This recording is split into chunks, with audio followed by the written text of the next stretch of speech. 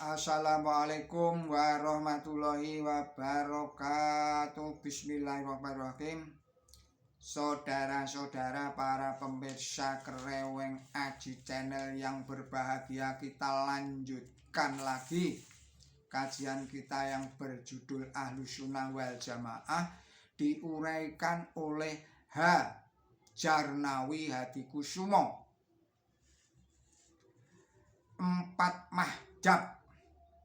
Kata-kata mahdzab berikut menurut bahasa berarti jalan dan menurut istilah berarti paham atau aliran. Seseorang yang melaksanakan ibadahnya menurut Imam Syafi'i, orang itu dikatakan bermadzhab Syafi'i. Masing-masing imam 4 tersebut mempunyai pengikut yang bermadzhab kepadanya. Dengan demikian terkenalah istilah mazhab Hanafi, mazhab Maliki, mazhab Syafi'i, dan mazhab Hanbali. Keadaan imam yang 4 itu dapat diuraikan secara ringkas sebagai berikut ini. Yang pertama adalah Imam Abu Hanifah an Nu'man bin Sabit, lahir di Kufah pada tahun 80 Hijriah bertepatan dengan tahun 699 Masehi dan wafat pada tahun 150 Hijriah bertepatan dengan tahun 772 Masehi di Baghdad.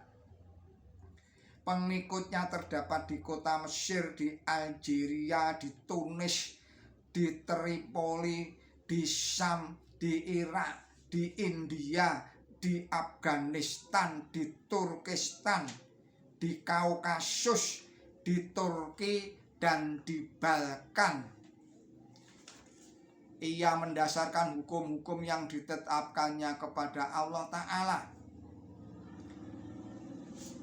Jika tidak didapatnya di dalam kitab Allah Ta'ala yang bertalian dengan masalah yang dihadapinya, lalu mendasarkan kepada sunnah Rasul, kemudian barulah disandarkan kepada pendapat para sahabat Rasulullah Shallallahu Alaihi Wasallam. Sesudah itu, jika belum dianggapnya memadai, barulah dia berikhtihad menggunakan kias dan istihsan. Yang kedua adalah mazhab Maliki, adalah dinisbatkan kepada nama Imam Malik bin Anas yang lahir di Madinah pada tahun 93 Hijriah bertepatan dengan tahun 710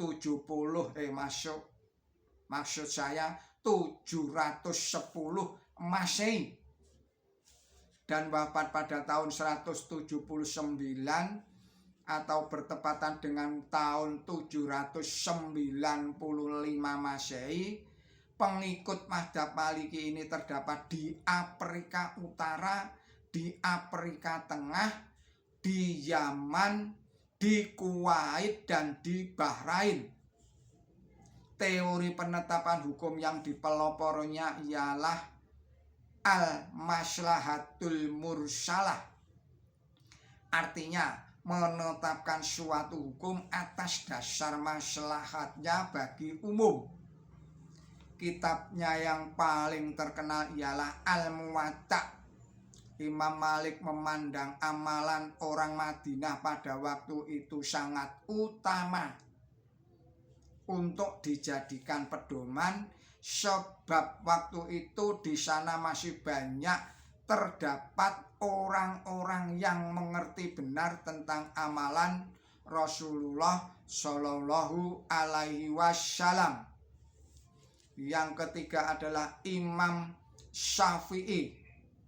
Nama lengkapnya adalah Muhammad ibnu Idris Asy-Syafi'i, lahir di Gaza pada tahun 150 Hijriah atau bertepatan dengan tahun 767 Masehi dan wafat di Mesir pada tahun 204 Hijriah bertepatan dengan tahun 820 Masehi. Pengikutnya tersebar di Mesir, di Palestina, di Armenia, di Persia, di Ceylon, di Indonesia, di Yaman, di Hijaz, di Syam, dan di Irak. Kitab karangannya yang sangat terkenal ialah Al-Um, yang di dalamnya disebutkan bahwa sumber hukum Islam mungkin dia menghindari kias kecuali jika sangat terpaksa. Tentang sumber hukum yang 4 itu sama, semua imam 4 sudah sepakat. Imam Hanafi menambah satu lagi, yakni istihsan. Dapat dikatakan bahwa jalan pikiran Imam Syafi'i adalah tengah-tengah antara jalan pikiran Imam Hanafi dan Imam Malik. Yang demikian itu disebabkan karena pada usia kira-kira 25 tahun dia pergi ke Madinah dan berguru kepada Imam Malik bin Anas. Kemudian di Baghdad dipelajarinya hukum menurut mazhab Hanafi.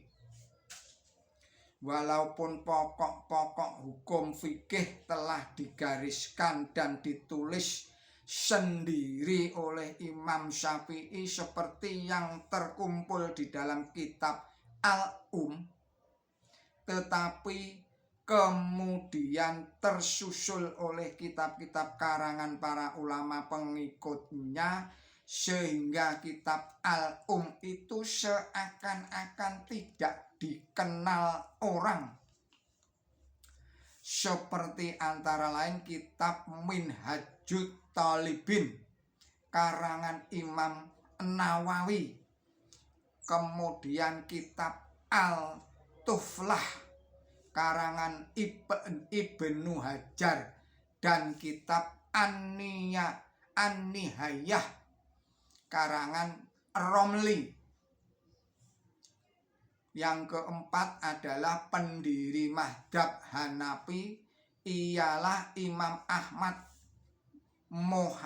Saya ulangi lagi, pendiri mazhab Hanafi ialah Imam Ahmad bin Muhammad bin Hanbal yang lahir di Baghdad pada tahun 164 Hijriah bertepatan dengan tahun 780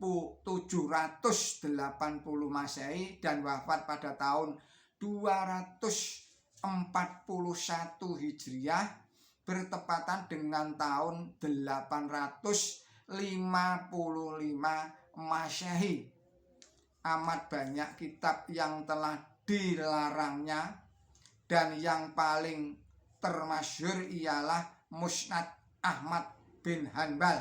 Saya ulangi lagi, amat banyak kitab yang telah dikarangnya, dan yang paling termasyhur ialah kitab Musnad Ahmad ibnu Hanbal, yaitu kumpulan hadis. Untuk penyusunan kitabnya itu ialah telah banyak mengadakan perjalanan seperti ke Syam, ke Hijaz, ke Kufah, dan ke Basrah. Demikianlah kuatnya Imam Ahmad bin Hanbal berpegang kepada Quran dan hadis hingga sangat menghindari penggunaan pikiran atau ra'yu, serta lebih suka menggunakan hadis dhaif sekalipun daripada menggunakan kias. ia gunakan kias hanya di dalam saat darurat saja. Seperti artinya jika ia tidak menemukan hadis atau perkataan sahabat tentang masalah yang akan ditetapkan hukumnya. Dengan begitu ia termasuk golongan ulama salaf atau terdahulu yang sangat konsekuen, yang sengaja kembali atau tasdid kepada dasar-dasar penetapan syariat yang asli serta menjauhkan diri dari bid'ah dan khurafat.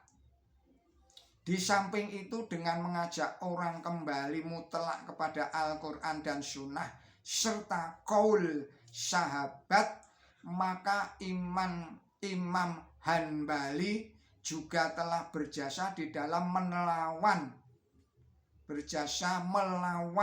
aliran pemikiran kaum Mu'tazilah yang pada waktu itu sangat berkuasa. Meskipun dia adalah murid Imam Syafi'i, namun akhirnya ia mempunyai teori sendiri mengenai hukum fikih yang dianut oleh banyak ulama terkenal, antara lain oleh Abu Bakar bin Hanif, Abul Qasim bil Karaki, wafat tahun 334 Hijriah, Abul Aziz bin Ja'far, wafat tahun 363 Hijriah, kemudian Ibnu Qudamah, wafat tahun 620 Hijriah, dan Ibnu Taimiyah, wafat tahun 728 Hijriah, dan Ibnu Qayyim, wafat tahun 751 Hijriah. Semua mereka itu menulis kitab fikih menurut ajaran Imam Ahmad bin Hanbal. Saudara-saudara, para pemirsa Kereweng Aji Channel yang berbahagia, kiranya kita akhirkan dahulu video ini, kita sambung lagi pada video berikutnya. Mohon maaf atas segala kesalahan dan kekilafan saya di dalam menyampaikan kembali risalah ini. Billahi taufik wal hidayah. Wassalamualaikum warahmatullahi wabarakatuh.